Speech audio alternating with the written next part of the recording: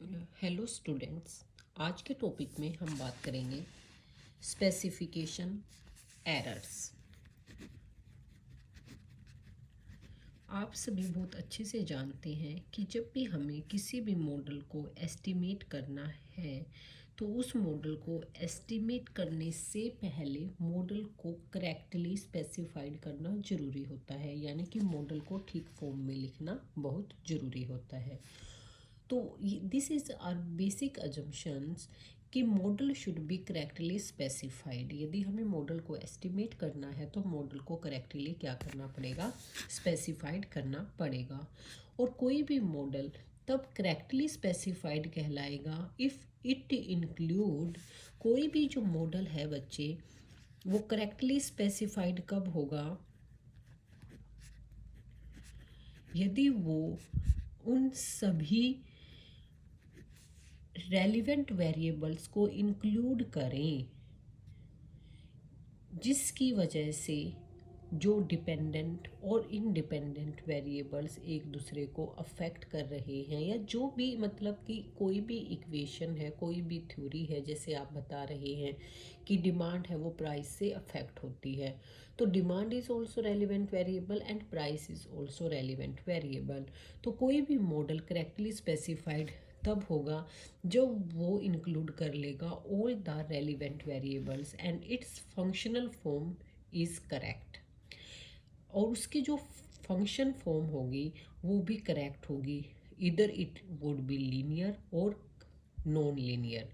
कोई भी रिलेशन है, जैसे कि कोई भी, जैसे demand is the function of price, this is the this relation can be linear और it can be non linear. किसी भी तरह का फंक्शन हो सकता है। दूसरी बात, ये फंक्शन क्लियर होना चाहिए, करेक्ट होना चाहिए कि प्राइस में इंक्रीज होने पर डिमांड डिक्रीज होती है। ये जो रिलेशन है, ये थ्योरी है आपकी, जो ये आपको अच्छे से समझ में आ चुकी होनी चाहिए। और तीसरा, जो डिमांड और प्राइस है तो दोनों ही रेलिवेंट वेरिएबल है, दोनों ही इंक्लूड होने चाहिए। तो मॉडल स्पेसिफिकेशन में बेसिकली क्या देखा हमने, एक तो हमने देखा कि वेरिएबल्स जो रेलिवेंट है वो इंक्लूड होनी चाहिए। दूसरी जो फंक्शन है वो करेक्टली आप लोगों की बनी हुई होनी चाहिए। फंक्शन है वो आपका क्लियर होना चाहिए, करेक्ट होना चाहिए, चाहे वो लीनियर हो चाहे वो नॉन लीनियर हो। तो यहाँ पर कोई भी मॉडल तब तक करेक्टली स्पेसिफाइड नहीं होता है तब तक उसको मिस स्पेसिफाइड मॉडल बोला जाता है। या दूसरे वर्ड्स में हम बोले, the relevant variable may be excluded और irrelevant variable may be included in any model that model will be misspecified. यदि हमारे पास कोई मॉडल है, जैसे कि डिमांड का ही मॉडल है, इस मॉडल में से हम प्राइस को निकाल दें, प्राइस वो से रेलिवेंट वेरिएबल, लेकिन हमने प्राइस को ही क्या कर दिया, निकाल दिया, तो उससे जो हमारा मॉडल है वो मिस स्पेसिफाइड हो जाएगा। या फिर हम ऐसा कर लें कि प्राइस तो है ही है, हम किसी अन्य फैक्टर को, किसी और को, जैसे कि मैं इसमें ऐड कर दूं कि इस मौसम में बारिश क्या होगी, या फिर मैं इसमें ऐड कर दूं कि लोगों की जो हैबिट्स है, बैंकिंग हैबिट्स, वो चेंज हो चुकी है। कोई भी ऐसा वेरिएबल जिसका डायरेक्ट इफेक्ट डिमांड पे ना आए, या जिसका कोई इफेक्टिव इफेक्ट डिमांड पर ना आए, इस तरह के किसी भी वेरिएबल को यदि मैं अपने फंक्शन में ऐड कर लेती हूँ तो भी जो मेरा जो मॉडल है वो क्या हो जाएगा, मिस स्पेसिफाइड हो जाएगा। तो मिस स्पेसिफिकेशन है जो बच्चे किसी भी मॉडल की, वो किसी भी कारण से हो सकती है, किसी इररेलीवेंट वेरिएबल को इंक्लूड करने से भी हो सकती है और किसी रेलिवेंट वेरिएबल को छोड़ने से भी हो सकती है। तो इसलिए ज़रूरी हो जाता है यदि हमें किसी भी मॉडल को एस्टिमेट करना है तो कि वो ढंग से हम उसको स्पेसिफाइड कर चुके हों। तो स्पेसिफिकेशन जब हम करना होगा किसी मॉडल का, तो कुछ चीज़ें हमें ध्यान में रखनी होगी। सबसे पहले, determination of the dependent and independent variable which will be included in the model, we should be clear कि कौन से डिपेंडेंट वेरिएबल हैं, कौन से इंडिपेंडेंट वेरिएबल हैं जो हमारे मॉडल पे आएंगे। दूसरा है determination of a prior theoretical expectations about the magnitude and sign of the parameter of the function। दूसरा क्या है, कि जो भी फंक्शन हमने लिया है X I is equal to B nought B one Y I plus mu I. ठीक है, हमने फॉर एग्जांपल ये फंक्शन लिया है, तो we should be very clear about the magnitude कि ये जो बी है और बी नोट है इनका कितना मैग्नीट्यूड है। यदि मैं इसको कंजम्पशन कहती हूँ और इसको मैं इनकम कहती हूँ, तो ये जो बी वन है हमारा एमपीसी बन जाएगा, मार्जिनल प्रोपेंसिटी टू कंज्यूम। ये कितना इफेक्टिव है, कितना इसका मैग्नीट्यूड है, ये हमें क्लियर होना चाहिए। उसके बाद किस तरह का साइन है, पॉजिटिव है या नेगेटिव है, जो रिलेशन है इनका पॉजिटिव है या नेगेटिव है, इट शुड बी क्लियर। तो कहने का मतलब ये हुआ कि जो हमारे पैरामीटर्स का मैग्नीट्यूड है और जो साइन है थ्योरेटिकली वो हमें क्लियर होना चाहिए किसी भी मॉडल की फंक्शन को तैयार करने से पहले। तीसरी बात क्या होगी बच्चे, तीसरी बात में कहता है determination the mathematical form of the model that is.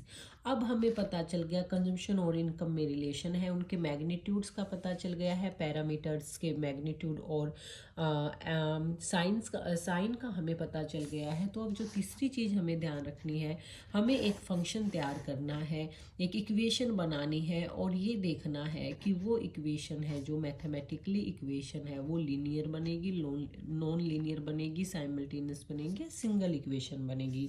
ये तो डिपेंड करेगा बच्चे कि आप किस तरह के मॉडल को स्टडी कर रहे हैं। जैसे आज हमने जब किया आइडेंटिफिकेशन प्रॉब्लम में साइमल्टेनियस इक्वेशंस थी हमारी, जो इक्वेशन में एक तरफ डिपेंडेंट वेरिएबल था, दूसरी तरफ वो इंडिपेंडेंट वेरिएबल था। तो इस तरह के जो फंक्शंस हैं वो साइमल्टेनियस फंक्शन बन जाएंगे, जिनको सिंगल इक्वेशन मॉडल में हमें रिड्यूस्ड करना पड़ेगा। या फिर कुछ इक्वेशंस ऐसी होती हैं जो लीनियर होती हैं, कुछ ऐसी होती हैं जो नॉन लीनियर रिलेशन दिखाती हैं। तो ये हमें शुरू में ही डिटरमाइन करना पड़ेगा तीनों चीज़ों को, जब भी हम अपने किसी मॉडल को क्या करते हैं, स्पेसिफाइड करते हैं। तो ये 3 पॉइंट क्लियर हो जाने चाहिए कि कौन से डिपेंडेंट वेरिएबल हैं, कौन से इंडिपेंडेंट वेरिएबल हैं, क्या मैग्नीट्यूड और साइन है पैरामीटर्स का, और जो भी हम मैथमेटिकल इक्वेशन बना रहे हैं वो किस तरह की है, लीनियर है, नॉन लीनियर है, साइमल्टेनियस और सिंगल इक्वेशन मॉडल है या नहीं। तो रीजंस क्या होते हैं। अब ये तो हो गया मिस स्पेसिफिकेशन का मतलब कि जब हम मॉडल को करेक्टली स्पेसिफाइड नहीं करते हैं, इन 3 चीज़ों का ध्यान नहीं रखते हैं, तो इस तरह का जो मॉडल होगा वो मिस स्पेसिफाइड होगा। अब रीजंस की यदि बात करें कि रीज़न क्या है, तो रीज़न में सबसे पहला रीज़न मैं आपको बता दूं, limited knowledge about the variable. जैसे कि हमें इस मॉडल की बात करनी है, ये हमारे पास यदि कंजम्पशन और इनकम का लिमिटेड नॉलेज होगा, यदि लिमिटेड नॉलेज है किसी वेरिएबल के बारे में जिसको हम अपने फंक्शन में लेके चल रहे हैं, तो उसकी वजह से भी हमारा जो मॉडल है वो मिस स्पेसिफाइड हो सकता है। Non availability of required data, जो रिक्वायर्ड डाटा है वो यदि अवेलेबल नहीं है, non availability of required data, उसकी वजह से भी क्या हो जाएगा, हमारा मॉडल मिस स्पेसिफाइड हो जाता है। यदि हमें जिस मॉडल को एस्टिमेट करना है उससे रिलेटेड हम डेटा कलेक्ट करने में ही सक्सेस नहीं हम हासिल कर सकते, तो भी हमारा मॉडल मिस स्पेसिफाइड ही कहलाएगा। Imperfection of economic theory itself, या भी जिस इकोनॉमिक थ्योरी पर बेस होकर आप अपना मॉडल बना रहे थे वो थ्योरी ही आपको क्लियर नहीं है, you don't know what type of relation will exist between in consumption and income, तो फिर आप कैसे एक मॉडल या फिर कैसे एक इक्वेशन को आप सेट कर सकते हो जब आपको यही नहीं पता है कि ये पॉजिटिवली रिलेटेड है या नेगेटिवली रिलेटेड है। तो दीज आर द रीजंस जिसके कारण से मिस स्पेसिफिकेशन हो सकती है। अब हम बात करें टाइप्स ऑफ स्पेसिफिकेशन एरर की। जो स्पेसिफिकेशन है एरर है वो कितने तरह के होते हैं, तो यहाँ पर हम बेसिकली 4 से 5 तरह के स्पेसिफिकेशन एरर पढ़ेंगे शायद। तो आज सबसे पहले हम आज एक तरह का एरर अच्छे से कर लेते हैं। तो जब टाइप ऑफ स्पेसिफिकेशन एरर आता है तो सबसे पहला कारण होता है omission of relevant variable from the function. Omission of relevant variable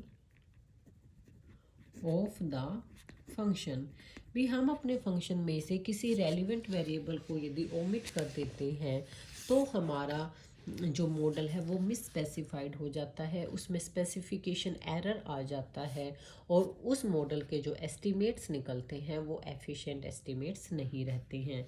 इसको एग्जांपल से यदि हम समझें तो Y I is equal to B naught plus B one X one I plus B two X two I plus mu I, this is a function. ये हमारा एक function है। और यदि हम फॉर एग्जांपल, ये हमारी क्या है बच्चे, ये हमारी डिमांड है, ये हमारा प्राइस है और ये प्राइस ऑफ अदर गुड है।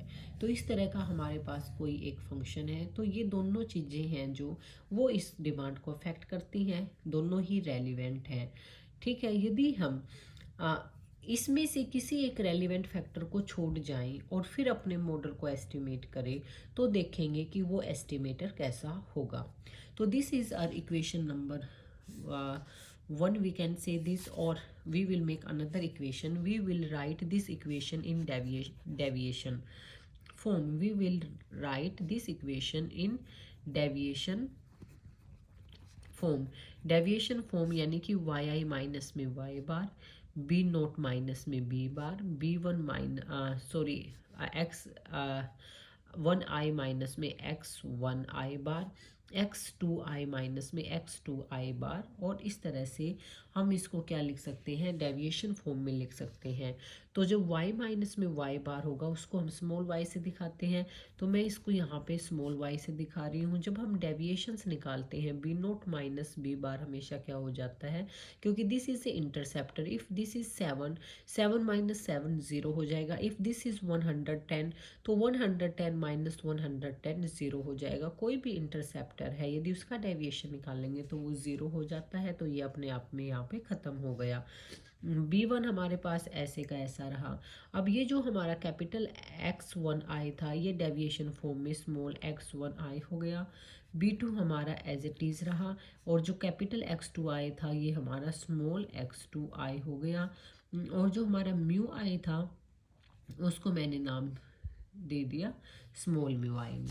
ठीक है, अब क्या करेंगे देखो बच्चे, whether due to the ignorance of true relation between these variables और नॉन अवेलेबिलिटी ऑफ डाटा, किसी भी कारण से यदि हम इस एक रेलिवेंट जो फैक्टर है इसको छोड़ देते हैं, इस रेलिवेंट फैक्टर को, या तो हमें इन्फॉर्मेशन ही नहीं है कि रिलेशन किस तरह का है, या फिर इसका डेटा हमें नहीं मिल रहा है, या फिर हम थ्योरेटिकली क्लियर ही नहीं है कि ये किस तरह से इसको अफेक्ट करता है, किसी भी रीज़न से यदि मैं इस वेरिएबल को छोड़ देती हूँ तो मेरी जो इक्वेशन नंबर 1 है वो क्या बन जाएगी, वो बन जाएगी Y I is equal to B1 okay X1I plus small mu I. मेरे पास ये इक्वेशन रह जाएगी, सिर्फ और सिर्फ ये इक्वेशन रह जाएगी। अब ये जो इक्वेशन है, अब इस इक्वेशन की हम इस पर हम क्या करेंगे, OLS अप्लाई करेंगे। हमने एक फैक्टर छोड़ दिया है किसी न किसी इग्नोरेंस के कारण। अब हमारे पास जो इक्वेशन है वो ये रह गई है और इस पर अब हमें OLS अप्लाई करना है। तो OLS अप्लाई करना है तो हमें क्या करना होगा बच्चे, हमें इसका एस्टिमेशन लेना होगा, एस्टिमेटेड, क्योंकि दिस इज़ ट्रू रिलेशनशिप, जो पूरा पॉपुलेशन का रिलेशन होता है ये, इसका हमें क्या करना पड़ेगा, क्योंकि इसको एस्टिमेट करना है तो एस्टिमेटेड रिलेशन लेना पड़ेगा। तो फिर B1 कैप हो जाएगा हमारा यहाँ पे और X1I हो जाएगा और म्यू आई हमारा क्या हो जाएगा। जब हम एस्टिमेटेड लेते हैं तो एरर टर्म का कोई एस्टिमेशन नहीं होता। और जैसे कि बच्चे आप लोगों के पास यदि ये इक्वेशन है तो यहाँ से आपने OLS अप्लाई करके वाई आई माइनस में वाई आई कैप और इनके समेशन को मिनिमाइज़ करना है with respect to B1 cap, जो हम करते भी आए हैं जब हम OLS अप्लाई करते हैं। तो ऐसा करके आपके पास B1 कैप की जो है वैल्यू आएगी और वो वैल्यू क्या होगी, summation of X1I y i upon में समेशन ऑफ X1I का स्केयर। जैसे आपकी सिंपल B1 कैप की वैल्यू निकलती है ऐसे ही आपकी यहाँ पर भी क्या निकल आएगी बच्चे, वैल्यू निकल कर आ जाएगी। नाउ अब ये हमारे पास हो गई इक्वेशन नंबर 3।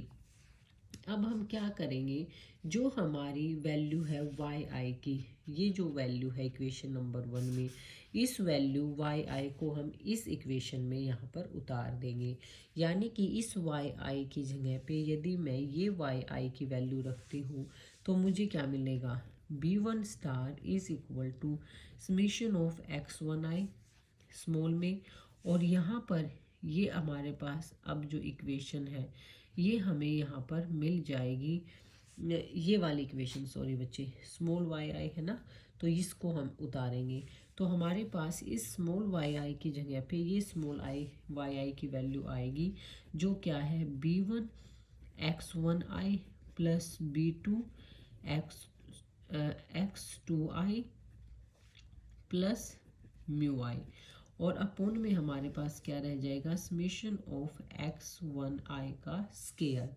अब ये देखिए, अब हम इसको इस तरह से लिख सकते हैं, जो हमारे पास ये है बी वन, इसको मैं बाहर ले आई, ठीक है, अंदर हमारे पास क्या बच गया, अंदर हमारे, और ये जब बी वन में बाहर लेके आई, चलो इसको ऐसे लिखते हैं, बी वन ये हो गया, इसको मैंने इसके साथ मल्टीप्लाई किया तो क्या आया बी वन, और समेशन ऑफ एक्स वन आई का स्केयर, क्योंकि ये भी एक्स वन आई है और ये भी एक्स वन आई है, ठीक है। दूसरा फिर मेरे पास क्या आया,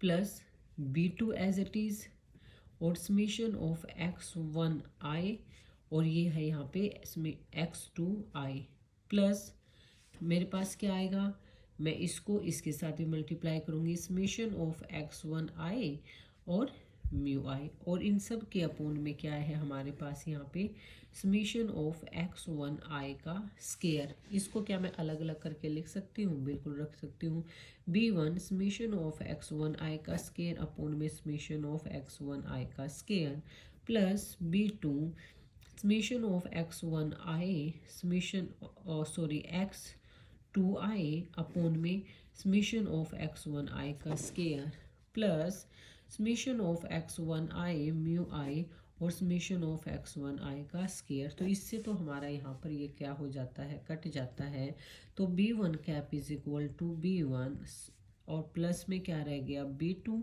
समेशन ऑफ एक्स वन आई और एक्स टू आई अपोन में समेशन ऑफ वन आई का square, plus summation of x one I mu I upon में समेशन ऑफ एक्स वन आई का स्केयर। अब हमें क्या देखना है कि whether our estimates are this estimate is biased और अनबायस्ड, और for this we will take expectations on both side. तो यहाँ पर आ जाएगा taking expectations on both sides, तो ये क्या हो गया, expectation of B one cap, तो expectation of B one because it is a population parameter, तो expectation of B one will be the B one, ठीक है, प्लस यहाँ पर हम इसकी एक्सपेक्टेशन देखें, एक और बात देखें बच्चे आप, ये जो आपका ये जो चीज़ है summation of x one i x two I upon में समेशन ऑफ एक्स वन आई का स्केयर, यदि मैं इसको कोई वैल्यू दे दूँ, इसको कोई मैं इसको इज इक्वल टू रख लूँ, फॉर एग्जांपल इसको मैं स्मॉल बी टू वन रख लेती हूँ, इसको मैंने क्या कर दिया एक वैल्यू दे दी छोटा बनाने के लिए, तो ये तो b two as it is रहेगा, और मैंने इसको नाम दे दिया ये जो सॉरी तो इसको मैंने किसका नाम दे दिया, इसको मैंने नाम दे दिया है बी टू वन का, तो this is B two one cap, और this is B two one cap, yes,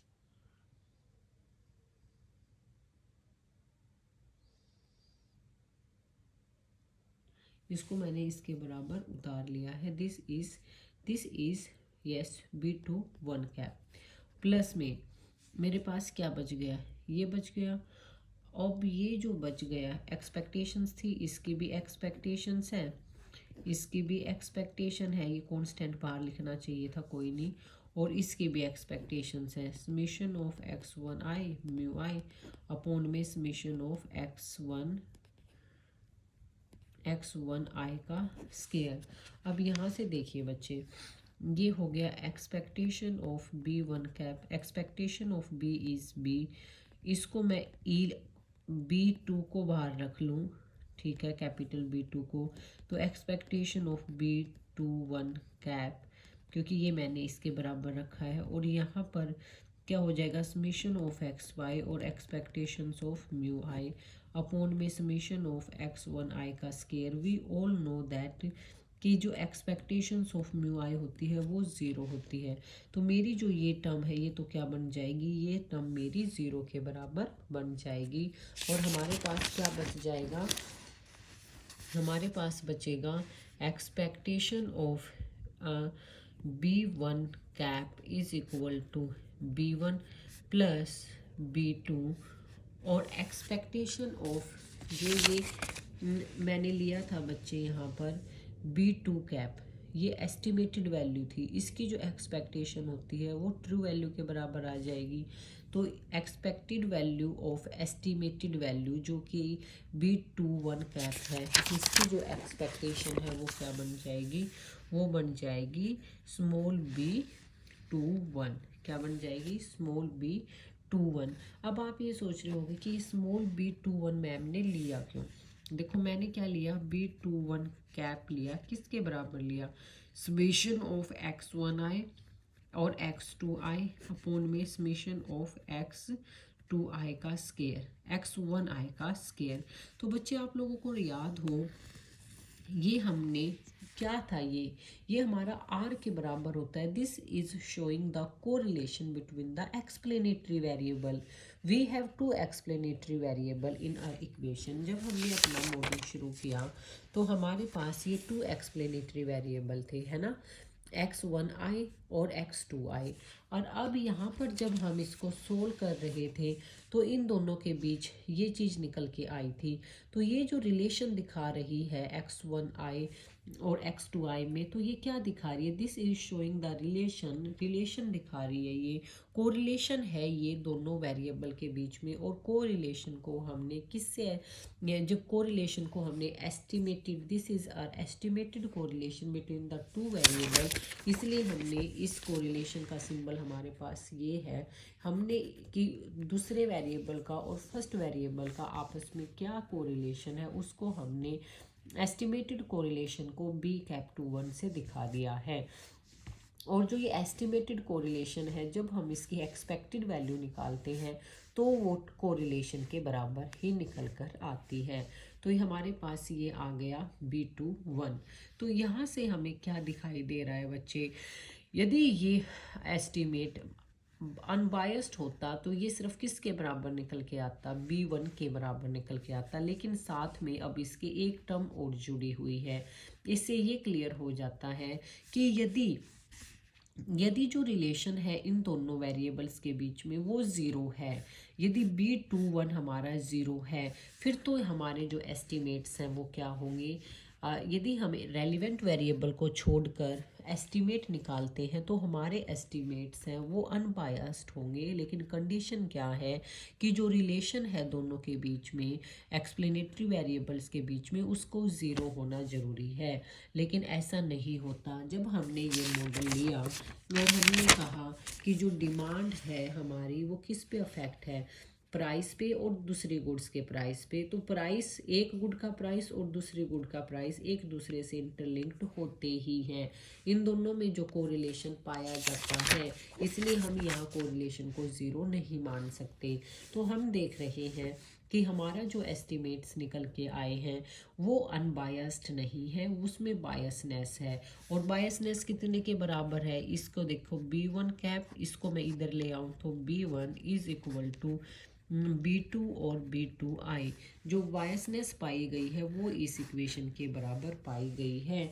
it is proved that, यहाँ से प्रूव हो जाता है कि जो B1 कैप है वो बायस्ड एस्टिमेटर है।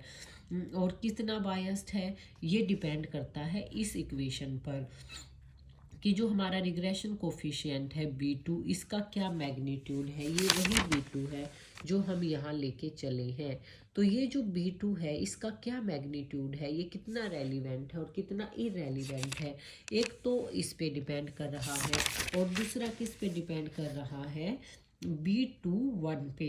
This is covariance of omitted variables with the included variable, कि दोनों वेरिएबल्स के बीच में जो x1i और x2i हमारे वेरिएबल हैं, इन दोनों के बीच में क्या रिलेशन है।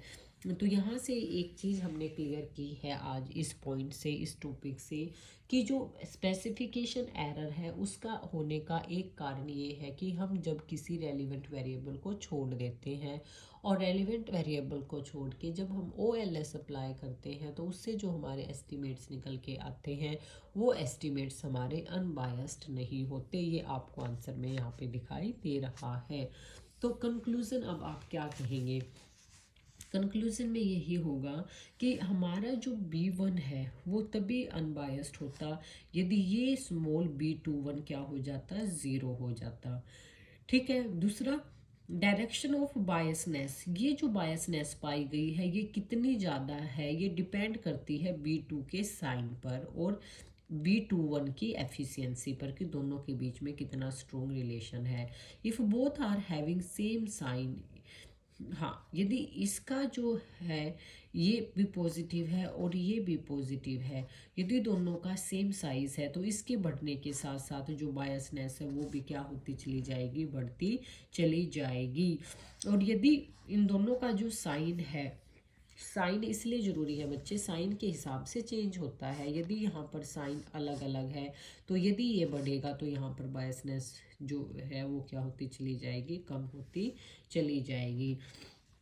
और जब ऐसी सिचुएशन होती है कि जब हमारा जो एस्टिमेट्स है वो अनबायस्ड नहीं निकल के आता, तो इसका मतलब ये है कि जो वेरिएंस है डिस्टर्बेंस टर्म का म्यू आई का वो भी कांस्टेंट नहीं रहता और ना ही वो मिनिमम रह पाता है। टेस्ट ऑफ सिग्निफिकेंस, और जब कोवेरिएंस मिनिमम नहीं रह पाता तो यहाँ पर क्या निकल के आया है कंक्लूजन यही निकल के आया है कि जो B1 है वो अनबायस्ड है। यदि मैं सभी लिख के भी दिखाऊं, B1 है जो B1 कैप एस्टिमेट है जो वो अनबायस्ड है, और ये अनबायसनेस है ये किस पे डिपेंड कर रही है, अनबायसनेस डिपेंड कर रही है एक तो B2 पर और दूसरी B2i पर। तीसरा, साइन पर यदि B2 का जो साइन है वो भी पॉजिटिव है और जैसे तो फिर B2 जैसे जैसे इंक्रीज होगा तो जो हमारा एस्टिमेट्स की जो वैल्यू निकल के आई है वो भी क्या होती चली जाएगी, इंक्रीज होती चली जाएगी। और यदि B2 नेगेटिव है तो जैसे जैसे साइन इसका इंक्रीज होगा B2 का तो हमारे एस्टिमेट की वैल्यू है कम होती चली जाएगी। चौथा, जब ये अनबायस्ड नहीं है तो सीधी बात है कि वेरिएंस भी क्या होगा, वेरिएंस भी मिनिमम नहीं होगा, वेरिएंस भी मिनिमम नहीं होगा। और जब वेरिएंस मिनिमम नहीं होगा तो हमारे जो एस्टिमेट्स की हेल्प से हमें यदि कोई टेस्ट करना चाहते हैं, कोई कंक्लूजन निकालना चाहते हैं या फिर कोई फोरकास्टिंग करना चाहते हैं तो वो भी हमारी एफिशिएंट नहीं हो पाएगी। तो दीज आर द कंक्लूजन्स। किस चीज़ के कंक्लूजन्स हैं ये, कि जब हमारा मॉडल मिस स्पेसिफाइड होता है और उस मिस स्पेसिफाइड मॉडल किस कारण से है कि हमने रेलिवेंट वेरिएबल को छोड़ दिया है, और जब हम इस तरह के मिस स्पेसिफाइड मॉडल को एस्टिमेट करते हैं तो हमारा जो रिज़ल्ट है वो इस तरह का निकल कर आता है। तो ये आपका एक स्पेसिफिकेशन एरर का के एक टॉपिक का सब पॉइंट था बच्चे, इसको आप अच्छे से देख लीजिएगा। यदि किसी बच्चे को डाउट है तो मेरे से पूछ लेना, बट इट्स वेरी इजी, आप इसको सब ध्यान से करना।